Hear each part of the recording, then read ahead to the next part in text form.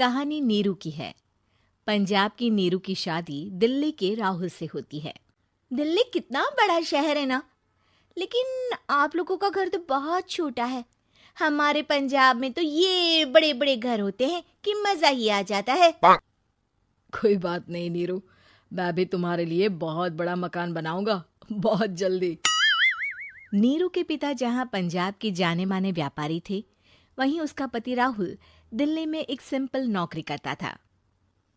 माँ, यहाँ तो घी मक्खन इतना महंगा है कि क्या बताऊं। मैं तो तरस ही जाती हूँ घी खाने के लिए। नीरू की माँ को ये सुनकर बहुत दुख होता है। मेरी बेटी को घी नसीब नहीं हो रहा है और ये बहू यहाँ बैठकर घी में शक्कर डाल रही है। देख वनिता, मैं साफ कह रही हूँ, इस घर में जितना घी आएगा उतना ही मेरी बेटी के घर दिल्ली भी जाएगा। अरे ये क्या बात होती है माँ जी? बेटी का उतना ही करो जो अच्छा लगे। अब क्या मायके से घी और मक्खन तक की सप्लाई करोगी आप? हाँ, मेरी बेटी किसी चीज को तरसे मुझसे बर्दाश्त नहीं होता। अब क्या था, नीरू के मायके में 2 किलो घी आता तो 2 किलो दिल्ली जाता नीरू के पास। एक दिन, माँ बड़ी गर्मी पड़ती है दिल्ली में। इस घर में तो एक ही एसी है और वो भी ड्राइंग रूम में। सारा परिवार एक ही कमरे में सोता है। हाँ बेटा, वो तो हर घर की कहानी है।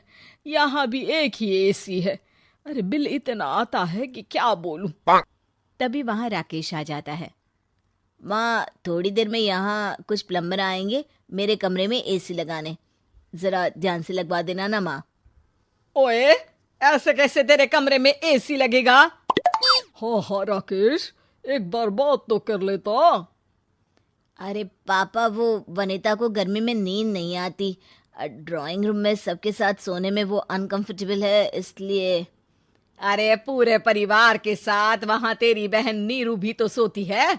वो नहीं हो रही क्या अनकंफर्टेबल? समझ रहा है ना?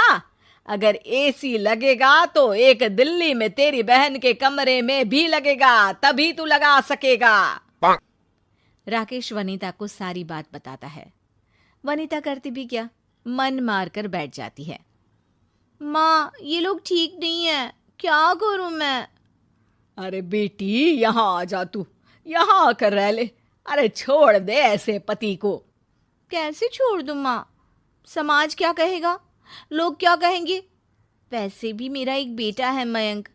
अरे हटा बेटा, तेरी उम्र ही क्या है, इतनी परेशान रहेगी तो काम कैसे चलेगा। खैर, बात आई गई हो जाती है। माँ को लगता है कि नीरू ठीक है, तो वहीं नीरू के मन में एक ही लाइन चल रही होती है, यहाँ आजा। माँ ने तो बोल ही दिया है कि यहाँ आजा।